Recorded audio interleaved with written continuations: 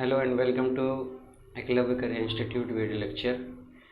ये हम लोग इम्पोर्टेंट क्वेश्चन सीरीज का चौथा पार्ट आज हम लोग लेकर के आए हैं और चौथा पार्ट जो है वो पिछली सीरीज का सेकंड पार्ट होगा। मतलब पिछले जो टॉपिक थे, पिछला सर्कल था, सर्कल में 6 क्वेश्चन हम लोगों ने डिस्कस किए थे, ये उसका सेकंड पार्ट है और उम्मीद है आप लोगों को ये सीरीज़ पसंद आ रही होगी। और अब तक हम लोगों ने बाइनोमियल के क्वेश्चन देख लिए हैं और सर्कल का चल रहा है, 6 क्वेश्चन हो चुका है। आज भी कम से कम 6 से 7 क्वेश्चन आज हम लोग और देखेंगे और ये लगातार सीरीज हम लोग जारी रखेंगे। और आप लोगों से फिर से वही कहना चाह रहा हूँ कि अगर आपको सीरीज पसंद आ रही है तो आप इसको ज़्यादा से ज़्यादा पसंद अगर कर रहे हैं तो शेयर करिए और अपने दोस्तों से कहिए कि वो भी इससे जुड़ें और चैनल को सब्सक्राइब करें। Question number 7 is, if one vertex of diameter of circle x square plus y square plus 2x plus 4y minus 3 equal to 0 is 1 comma 0, then other vertex is, the first option is minus 3 comma minus 4, second is 3 comma 4, third is minus 3 comma 4 and fourth is 3 comma minus 4। तो question में कहा यह गया है कि एक circle है हमारे पास और इस सर्कल का डायमीटर जो हमें दिया गया है, जस्ट सपोज करिए कि ये हमारे पास डायमीटर है। डायमीटर क्या होता है? Any cord passing through centre is called diameter. तो डायमीटर जो हमें दिया गया है, इस डायमीटर का एक सिरा 1,0 है, दूसरा सिरा क्या है ये हमें मालूम करना है। दूसरा सिरा हम सपोज कर लेते हैं x1, y1 मान लेते हैं। हमेशा डायमीटर सेंटर से पास करेगा तो सेंटर हम फाइंड कर लेते हैं। बहुत सिंपल क्वेश्चन है, सेंटर फाइंड कर लेते हैं। X square plus y square plus 2x plus 4y minus 3 equal to 0 को हम कंपेयर कर दें x square plus y square plus 2gx plus 2fy plus c equal to 0 से, तो 2g इक्वल टू 2 यानी कि g इक्वल टू 1 मिल जाएगा और 2f इक्वल टू 4 यानी कि f इक्वल टू 2 मिल जाएगा। तो ये हमें g और f मिल गया। इसका मतलब जो सेंटर होगा वो होगा minus g comma minus f यानी कि -1 कामा -2। ये सेंटर है, सेंटर मिल गया -1 कामा -2। अब आप जानते हैं कि सेंटर जो है वो डायमीटर को 2 पार्ट में डिवाइड करता है। क्यों? क्योंकि ये रेडियस और ये रेडियस इक्वल पार्ट में डिवाइड करेगा। मतलब बाई फिगर हम कह सकते हैं कि सेंटर जो C है is mid point of A B का मिड पॉइंट है। तो इस हिसाब से हम कह सकते हैं कि जो C का कोऑर्डिनेट होगा -1 कामा -2 वो ए बी के मिड पॉइंट के इक्वल होगा। तो A और B का मिड पॉइंट का कोऑर्डिनेट हम निकाल लेते हैं, वो भी C का ही कोऑर्डिनेट होगा। मिड पॉइंट का फार्मूला आपने पढ़ा होगा x1 plus x2/2 y1 plus y2/2। तो अगर ये x1 y1 है तो इसको x2 y2 मान लीजिए। तो x1 plus x2 means x1 plus 1/2 कामा y1 प्लस y2 यानी कि y1 प्लस 0/2। ये मिड पॉइंट का फार्मूला आपने पढ़ा होगा पहले से। तो सेंटर जो है वो ए बी का मिड पॉइंट है। सेंटर का कोऑर्डिनेट हमें पहले से मालूम है, लेकिन अगेन यूजिंग मिड पॉइंट हम दोबारा निकाल रहे हैं। तो अब ये हमें जो दिख रहा है ये एक ही पॉइंट का कोऑर्डिनेट है। तो अगर ये एक ही पॉइंट का कोऑर्डिनेट है तो ये इक्वल होगा। मतलब क्या? मतलब इसका जो फर्स्ट पार्ट होगा फर्स्ट के इक्वल, सेकेंड पार्ट सेकेंड के इक्वल, यानी कि ऑर्डिनेट के इक्वल, एब्सिसा के इक्वल। तो चलिए x कोऑर्डिनेट हमारा -1, यहाँ पे x coordinate x1 plus 1/2 cross multiply -2 equal to x1 plus 1 इस तरफ आएगा, -2 -1 इक्वल टू x1, या फिर हम कह सकते हैं x1 इक्वल टू -3 मिला हमें। इसके बाद दूसरा पार्ट दूसरे के इक्वल यानी y coordinate -2, y coordinate y1/2, y1 plus 0/2 का मतलब y1/2 क्रॉस मल्टीप्लाई होगा, -4 इक्वल टू y1 या हम कह सकते हैं y1 इक्वल टू -4। तो हमें x1 कामा y1 b का कोऑर्डिनेट हमने माना था और हमें x1 की वैल्यू मिली है -3, y1 की वैल्यू -4 मिली। दूसरा कोऑर्डिनेट -3 कामा -4 और वो है ऑप्शन नंबर फर्स्ट। इसका मतलब इस क्वेश्चन का जो आंसर होगा वो होगा ऑप्शन नंबर फर्स्ट।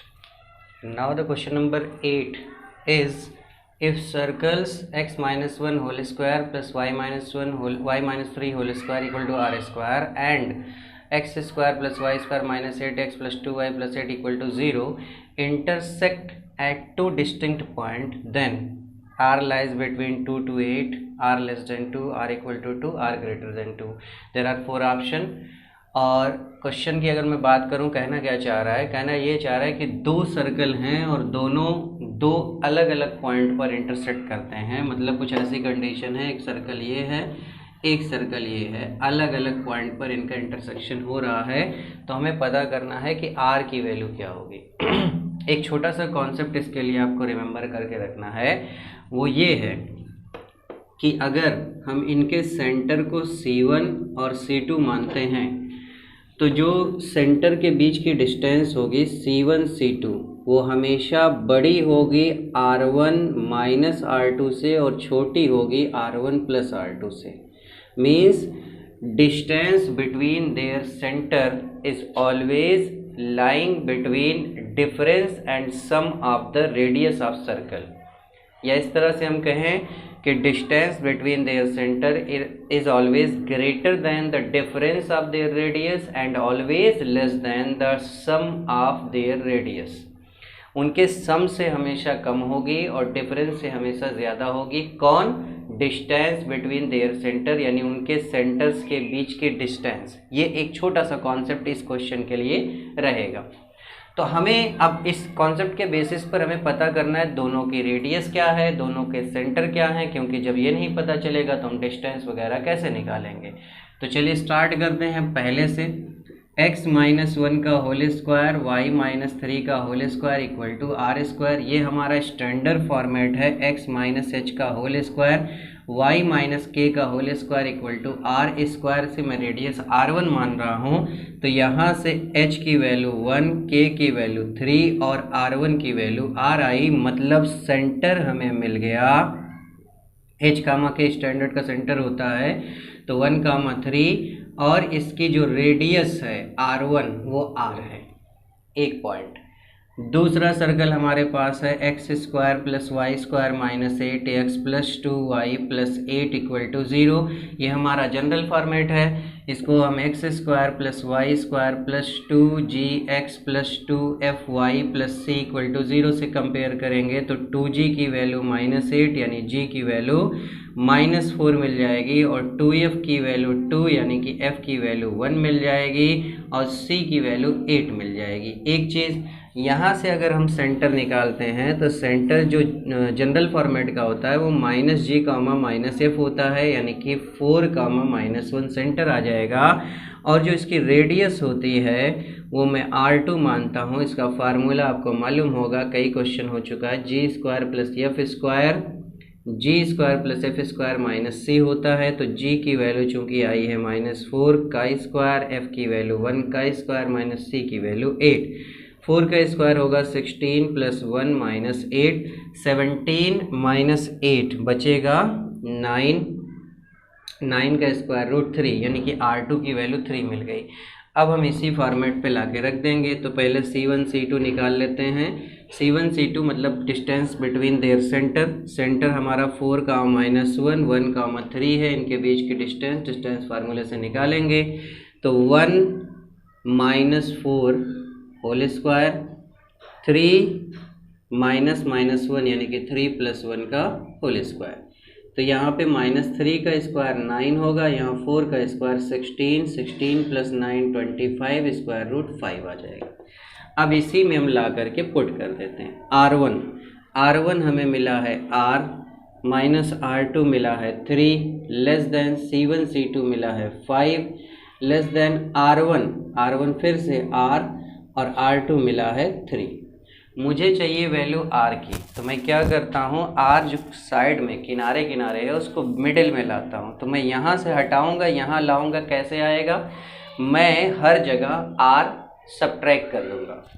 तो R -3 R, यहाँ पे 5 R, यहाँ पे R + 3 R। तो यहाँ कैंसिल, यहाँ कैंसिल, यहाँ -3, यहाँ पे हमारे पास 5 R और यहाँ पे 3। अब मुझे 5 हटाना है तो -5 कर देंगे हर जगह। 5 माइनस आर -5, यहाँ पे 3 -5, तो ये -3 -5 -8, यहाँ पे 5 कैंसिल माइनस आर, और यहाँ पे 3 -5 -2 बन जाएगा। अब मुझे माइनस आर नहीं प्लस आर चाहिए, तो अब मैं हर जगह माइनस से मल्टीप्लाई करूँगा तो सब हो जाएगा प्लस। और दूसरी बात यह है कि साइन इंटरचेंज होता है माइनस से मल्टीप्लाई करने पर, तो ये चेंज हो जाएगा। तो r की वैल्यू बड़ी है 2 से, छोटी है 8 से। इस स्टेटमेंट को आप ऐसे भी लिख सकते हैं, r की वैल्यू बड़ी है 2 से, छोटी है 8 से, यानी r लाइज बिटवीन 2, 8, यानी 2 to 8 आया। और वो आपका है ऑप्शन नंबर फर्स्ट, यानी इसका जो आंसर हो जाएगा वो हो जाएगा answer option number first, r की वैल्यू 2 से 8 के बीच। And now the question number 9 is number of common tangents of the circle x square plus y square equal to 4 and x square plus y square minus 6x minus 8y equal to 24 is 0, 1, 3 or 4।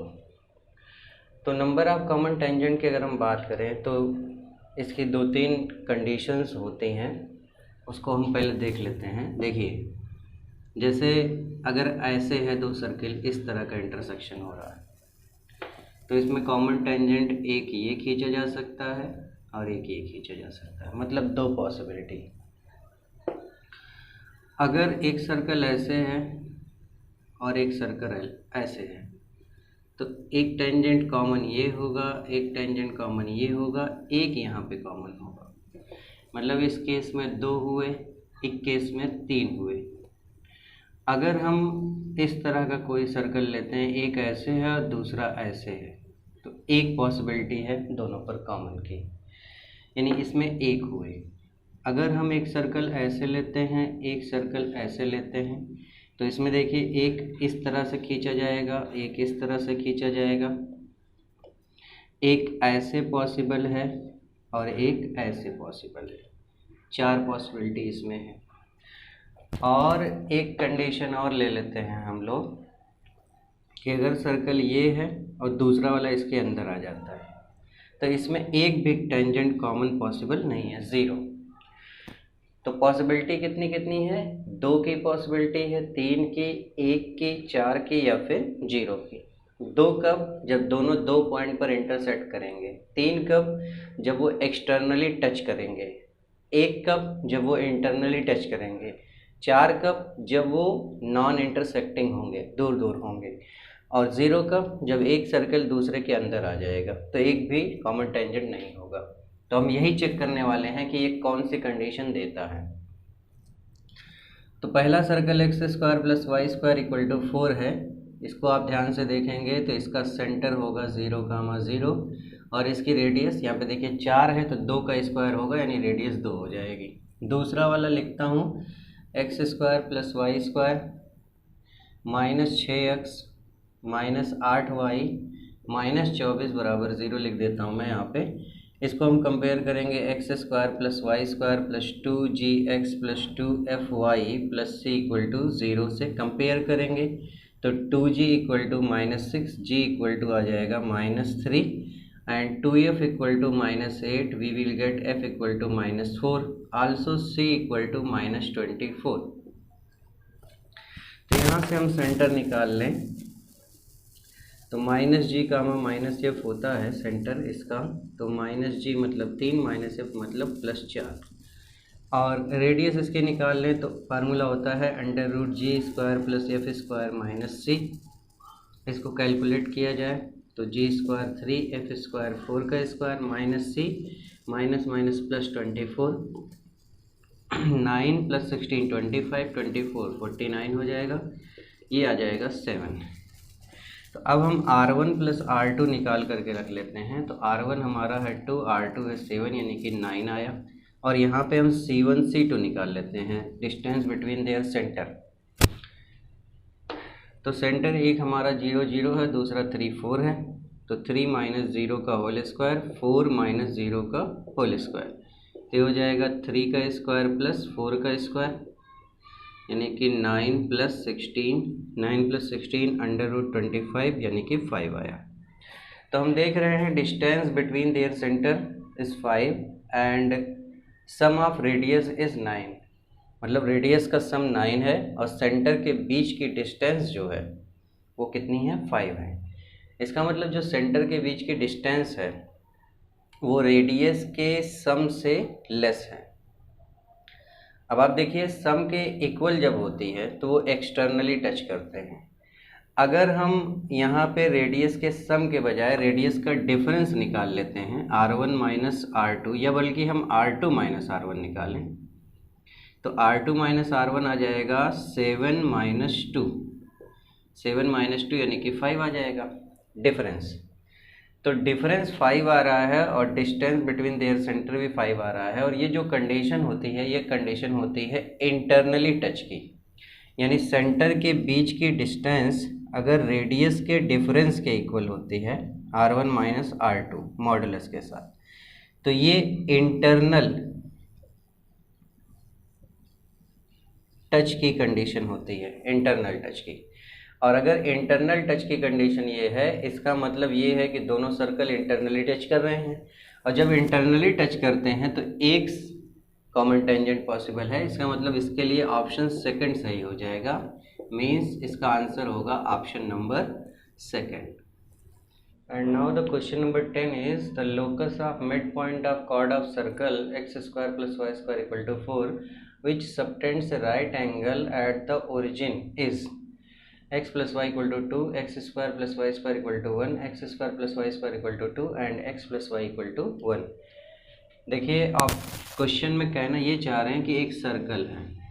अब circle अगर हम ध्यान से देखें तो circle x square plus y square equal to 4 है। इसकी आप रेडियस देखेंगे तो 2 आएगी और इसका सेंटर अगर हम देखें तो सेंटर 0,0 आएगा। ये है 0,0 सेंटर। कॉर्ड है इसका ए बी, इसका एक मिड पॉइंट है पी जिसको हम h, k मान लेते हैं। इस P का लोकस निकालना है, मतलब ये कॉर्ड चल रहा है अलग अलग कंडीशन में, कभी यहाँ कभी यहाँ कभी यहाँ कभी यहाँ कभी यहाँ, अलग अलग चल रहा है। तो हर कंडीशन में जो आपको मिड पॉइंट मिलेगा उसको ज्वाइन करने पर कौन सा कर्व मिलेगा यही पता करना है, जिसको कहते हैं हम लोग locus of mid point of chord of circle. तो कॉर्ड हमने ए बी मान लिया है, जिसमें से ए का कोऑर्डिनेट हम x1, y1 और बी का x2, y2 ले लेते हैं। दोनों ही सर्कल के ऊपर पाए जाएंगे पॉइंट ए और बी, तो सेटिस्फाई करा देंगे। तो x1 square plus y1 square equal to 4 एक कंडीशन, और दूसरी condition x2 square plus y2 square equal to 4, ये दो कंडीशन मिल जाएगी पॉइंट को सेटिस्फाई कराने के बाद। जिसका लोकस निकालना उसको h, k हमने मान लिया है p h, k। What is p? p is mid point of A B का मिड पॉइंट है। तो p h, k इक्वल हो जाएगा p x1 plus x2 by 2, y1 plus y2 by 2। मतलब h इक्वल टू हमें x1 plus x2 by 2 मिला और k equal to y1 plus y2 by 2 मिला। तो यहाँ से हम 2h equal to x1 plus x2 लिख सकते हैं और 2k इक्वल टू हम y1 प्लस y2 लिख सकते हैं। एक चीज़ हमें ध्यान रखना, h और k में रिलेशन निकालना, उसमें x1 y1 x2 y2 नहीं होना चाहिए। उसी को लोकस कहेंगे हम, वो किसी भी तरीके से हमें निकालना है। अब अगर मैं इसको स्क्वायर करके ऐड कर दूंगा तो x1 square plus y1 square मिलेगा, उसकी वैल्यू मालूम है, x2 square plus y2 square मिलेगा, उसकी भी वैल्यू मालूम है, लेकिन कुछ और चीज़ें मिलेंगी जिसकी वैल्यू हमें मालूम नहीं है। तो एक और काम कर लेते हैं, दूसरी condition, which subtends A right angle at the origin. Origin इसका सेंटर ही है, मतलब ये इसको ज्वाइन करने पर यहाँ पर 90 डिग्री बनता है। ओरिजिन पर जो ओरिजिन है वही सेंटर है, तो सेंटर पर 90 डिग्री बनता है। सेंटर पर 90 डिग्री बनने का मतलब क्या? इस लाइन और इस लाइन को अगर हम देखें तो दोनों परपेंडिकुलर हैं। मतलब क्या हुआ? ओ ए परपेंडिकुलर है ओ बी पर। 11th में स्ट्रेट लाइन पढ़े होंगे कि अगर दो लाइन परपेंडिकुलर होती हैं तो उनकी स्लोप का प्रोडक्ट जो है वो -1 के इक्वल होता है। ध्यान दीजिएगा। तो हम यहाँ पे स्लोप ऑफ ओ ए निकालते हैं, इसको m1 मानते हैं। देखिए ये हमारा है 0, 0, इसको हमने x1, y1 और इसको हमने x2, y2 माना है। तो OA का स्लोप का फार्मूला पुराना वाला आपको मालूम होगा, y2 minus y1 upon x2 minus x1। तो y2 माइनस y1 यानी कि y1 minus 0 upon x2 minus x1 माने x1 माइनस 0, ये आ जाएगा y1 अपॉन x1। फिर उसके बाद हम निकालते हैं स्लोप ऑफ OB, इसको m2 मानते हैं। अब OB के थ्रू चलेंगे तो y2 minus 0 upon x2 minus 0 आएगा, मतलब y2 अपॉन x2 आ जाएगा। तो दोनों परपेंडिकुलर हैं ही, तो हम यहाँ पे कहेंगे m1 into m2 equal to हो जाएगा -1, मतलब y1 upon x1 into y2 upon x2 equal to हो जाएगा -1। तो यहाँ से y1 y2 बराबर माइनस का x1 x2 मिल जाएगा, दूसरी कंडीशन। बस अब इसी को स्क्वायर करके ऐड कर देंगे, इसी को, इसको और इसको। तो ये काम थोड़ा डायरेक्ट कर रहा हूँ मैं, लेफ्ट वाले का स्क्वायर करके ऐड किया, राइट वाले करेंगे x1 प्लस x2 का whole square, y1 plus y2 का होल स्क्वायर। ये हो गया हमारा 4h square plus 4k square. इधर देखिए x1 square plus x2 square plus 2x1 x2 plus y1 square plus y2 square plus 2y1 y2 की जगह पे माइनस x1 x2 रखूँगा, 4h square plus 4k square इधर हुआ, इधर x1 square plus y1 square, इन दोनों को साथ कर दें, इसकी वैल्यू 4 हो जाएगी। x2 square plus y2 square को साथ करते हैं, इसकी वैल्यू 4 हो जाएगी। 2x1 x2 लिखा और 2 लिखा, y1 y2 की वैल्यू माइनस x1 x2, तो प्लस की जगह पे माइनस और फिर x1 x2, ये दोनों कैंसिल आउट हो गए, 4 4 8 हो गया, 4 इधर common, h square plus k square equal to 8, 4 2 ज़ा 8, मतलब h square plus k square equal to 2 आ गया। अब इसका लोकस लिखा जाता है, तो लोकस लिखते वक्त एक ही चीज़ याद रखना है कि जहाँ h है वहाँ x रख देंगे और जहाँ k है वहाँ y रख देंगे। तो x square plus y square equal to 2 आया, मीन्स ऑप्शन नंबर 3 इसका सही है। इसके लिए आंसर हो जाएगा option number 3। Now the question number 11 is center of circle inscribed in square formed by the line this and this is 4, 7, 7, 4, 4, 9, 4 and 4, 9। Question में क्या कहा गया है कि स्क्वायर है जो इन दो पेयर ऑफ लाइन से बना हुआ है और उसके अंदर आता है एक सर्कल। ये ऐसे मान लीजिए, रफली मैंने खींच दिया, सर्कल आता है। इस सर्कल का हमें सेंटर निकालना है। ABCD एक स्क्वायर है, ये ध्यान रखना। देखिए सिंपल है, x square minus 8x plus 12 है। पहले इससे दोनों लाइंस निकाल लेंगे फैक्टराइज करके। तो 12 into 1 12, 4 3 × 12, 6 2 × 12, x minus 6 x minus 2 equal to 0 बनेगा। तो x equal to 2 x equal to 6 आ जाएगा। दो लाइंस मिल गई। दूसरा वाला हमें दिया गया है y square minus 14y plus 45 equal to 0। 45 into 1 45, 5 9 × 45, 5 plus 9 14, यानी कि y माइनस 5 और y माइनस 9 इसका फैक्टर बनेगा। तो y equal to 5 y equal to 9, ये इसकी दो लाइंस आ गई। अब ज़रा इसको प्लॉट कर लीजिए आप थोड़ा आसानी के लिए। तो x इक्वल टू 2 1 2 ये हो गया, x इक्वल टू 6 3 4 5 6 ये हो गया, y इक्वल टू 5 1 2 3 4 5 ये हो गया, y इक्वल टू 9 6 7 8 9 ये हो गया। तो ये हमारे पास मिल गया स्क्वायर ABCD। कोऑर्डिनेट इसका लिखा जाए 2, 5, इसका होगा ये कितना था 3 4 5 6 6, 5, और ये वाला देखिए 2, 9 और ये 6, 9। अब आप ध्यान दीजिए, अगर ये स्क्वायर है तो इसको ऐसे हम ज्वाइन करें डायगोनल को, तो इनका इंटरसेक्शन श्योरली सेंटर पर होगा, समझिएगा। तो सेंटर क्या होगा, सेंटर होगा इंटरसेक्शन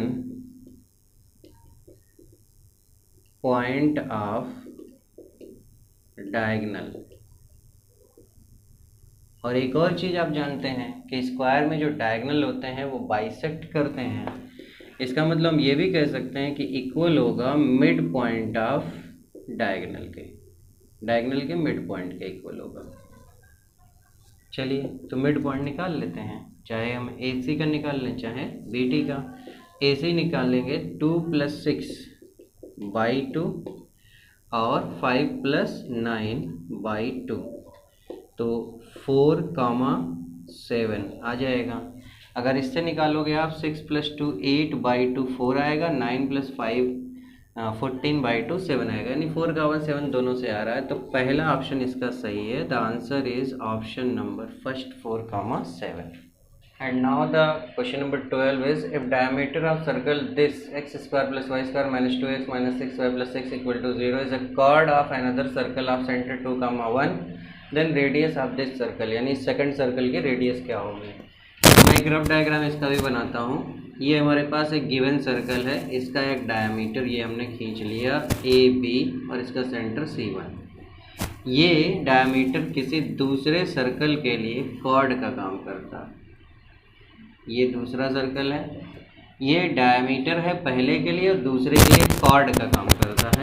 तो जो दूसरा सर्कल है उसका सेंटर हमें निकालना है। तो आप ध्यान दीजिए, सेंटर से अगर हम किसी भी कॉर्ड के मिड पॉइंट को मिलाएंगे तो वो एक्चुअली में परपेंडिकुलर होता है कॉर्ड पर, और उसके बाद अगर हम उससे किसी भी वर्टेक्स की, यानी जो हमारा कॉर्ड होगा उसके किसी भी सिरे की डिस्टेंस निकाल लेंगे, दैट विल बी रेडियस। देखिए ये रेडियस है या फिर ये रेडियस है, मतलब हमें C2A या C2B निकाल लेना है। बहुत ही सिंपल सा काम। तो अब हम कैलकुलेशन स्टार्ट करते हैं। देखिए बहुत ईजिली, सबसे पहली बात, ये जो हमारे पास है x² + y² +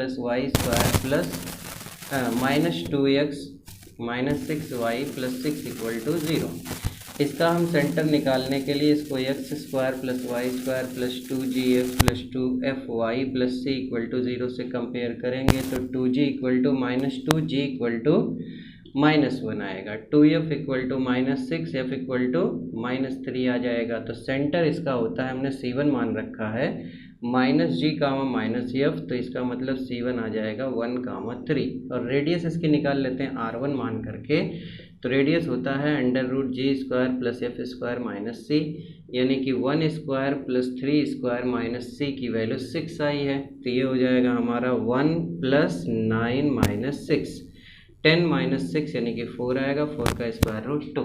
तो पहले की रेडियस हमें 2 मिल गई। इसका मतलब AB अगर डायमीटर है तो C1B ये रेडियस होगी, C1A ये भी रेडियस होगी, यानी ये डिस्टेंस और ये डिस्टेंस 2 मिल गई।